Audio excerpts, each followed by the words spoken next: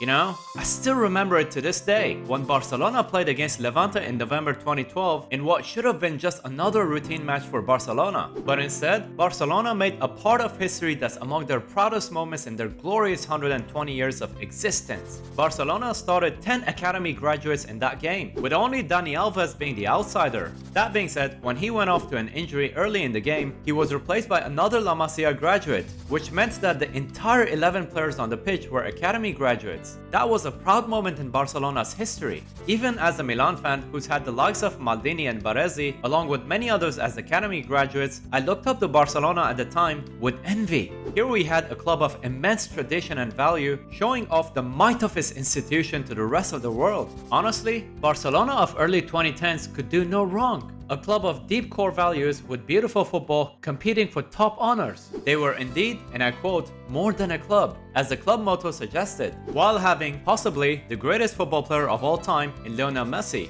Life was good for Barcelona, at least from outside looking in. They were determined, they were dominant, and they were a model club for others to look up to. Whether you like them or hate them, you can't deny that we're talking about a very unique institution. Honestly, if I was making this video a decade ago, it would have been totally different, but time hasn't been too kind to Barcelona in the past few seasons. You see, these days, Barcelona are a shadow of themselves, as a club, as a team, and hell, you can even argue as an institution. A club that's financially ridden with debt, to the point that they couldn't even afford to keep their greatest ever player even on 50% salary reduction, with an unbalanced squad that's bloated with players that, many of which, don't deserve the shirt of Barcelona on them. A club whose drama makes a Turkish soap opera feel like a peaceful Sunday afternoon with family.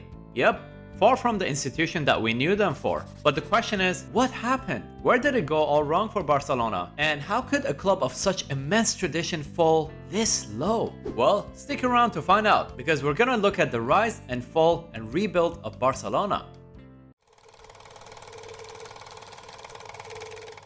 Before the pandemic, Barcelona became the first club in any sport ever to surpass $1 billion in annual revenues. Now, the club has a total debt of about $1.5 billion, a large chunk of which needs to be repaid in short term. The financial situation was so bad that at one point, La Liga blocked Barcelona from spending any more money that they don't have. A lot of people blame the pandemic, but honestly, it was only the final nail in the coffin. A coffin that was built way before the pandemic arrived. Obviously, there are quite a few questionable moments in Barca's recent history, but to pinpoint where it all went wrong, we need to go back, way back to 2015. By the way, I want to remind you that we're closer to 2025 than we are to 2015, you know, in case you want to feel old.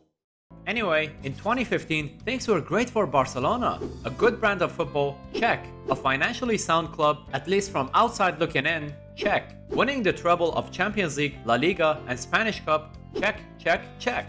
The past was glorious, the present was glorious, and the future looked bright. Just a couple of seasons after that, just out of nowhere, in a move that even surprised his own teammates, Neymar joins PSG. The club was not expecting anyone to meet Neymar's release clause of 222 million euros. But then, you never know with PSG. Not only it broke the record for the highest fee paid for a transfer, but it also had a massive domino effect in the world of football. With less than a month to replace such an important figure in the team, Barcelona panicked, and the whole world could see it. Barcelona looked east and west to replace Neymar. The answer? Ousmane Dembele.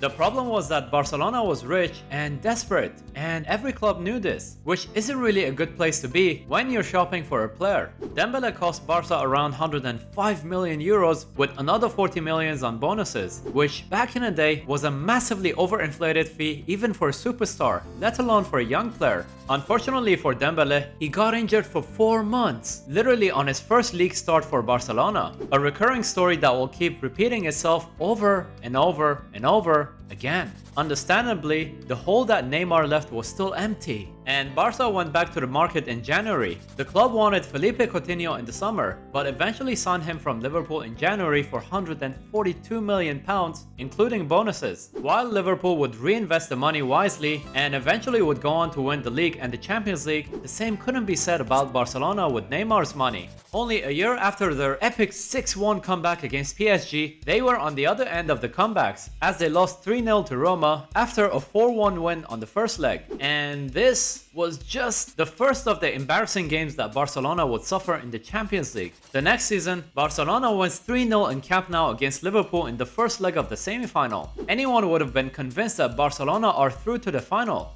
But then... Liverpool 3-0. Corner taken quickly, Origi! Yep, that happened. Now, at this point, you would think that Barcelona would learn from their mistakes and not make another high-profile transfer, especially since the previous transfers of Dembele and Coutinho didn't really go according to the plans, right? I don't know if you heard the saying, but I really like it. A struggling salesman doesn't show up with a bicycle, he buys a newer and shinier car. And that's what Barcelona did. Again, they signed Antoine Griezmann for £100 million and loan out Coutinho to Bayern Munich. Remember that last part. And then, later on, the deal when they swapped Arthur with Miralem Pjanic, just to cook the financial books. What was that about? Not to mention that Pjanic was 6 years older than Arthur, walking in an already aging squad. That particular one just seemed bizarre to me. And this is when I thought, oh god, they're really in a financial trouble, aren't they? In 2020, Barcelona play against Bayern Munich and lose 8-2. That's quite a scoreline, my friend. The loss became the biggest defeat in history in a Champions League knockout match. And that's not even the humbling part. Remember when I said Coutinho joined Bayern on loan? Well, he comes in as a late sub and still scores 2 goals against his parent club. Imagine spending all that money on a player and this is the outcome of it. Well, I'll be honest with you, it was still a better use of money than my useless college degree. Anyway, that summer, Lionel Messi gives a revealing interview about his will to leave Barcelona before being forced to stay on a technicality. And to add more salt to the wound, the club's third highest ever goalscorer is driven out of the club to join direct rivals Atletico Madrid, where he actually wins the league title. I swear you can't even make this up. In summer 2021, Griezmann joins Suarez at Atletico Madrid on loan with the option of a third of the price that Barcelona paid for him, and Barcelona replaces him by Luke de Jong. Yep.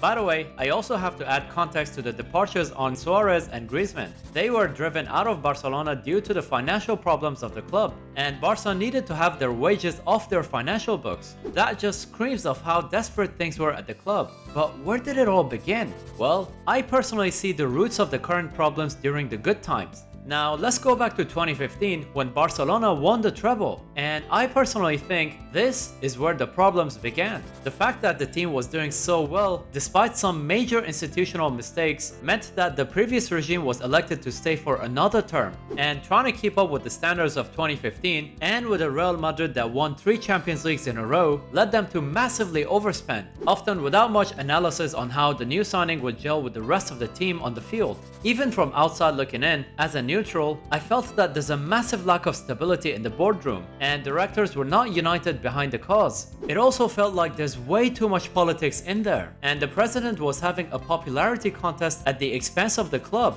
When you see directors like Andoni Zubizarreta leave, and popular figures like Carles Puyol and Eric Abidal come and leave the club with bitterness. Even interviews of Lionel Messi about Barcelona towards the end didn't exactly put the club in a bright light, and that man barely gave any interviews about that side of the club, and that showed a degree of what was happening behind the scenes. It kinda made you wonder, when is this machine gonna implode?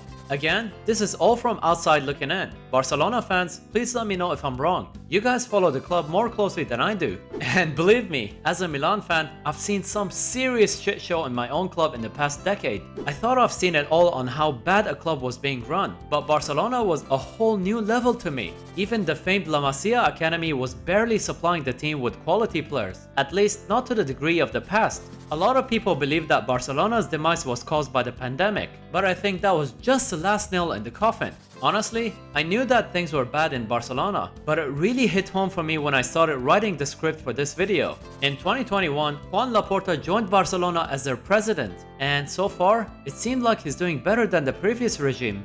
Not that it's a really hard thing to do, given how bad things were with the previous regime. And I think renewing Pedri and hiring Xavi as a manager were good steps to take already. Only time will tell how Xavi will perform as a manager. Gone are the days when he was elected at Barcelona in 2003 as a young handsome lawyer that promised David Beckham and eventually signed Ronaldinho. Even though he faces the same challenge of rebuilding Barcelona back to the top, the club's finances are in a dire situation compared to his first term at the club. It will be a long and hard road to recovery for Barcelona, at least financially. For what it's worth, I hope to see Barcelona back to competing for top honors, a club of immense tradition and history,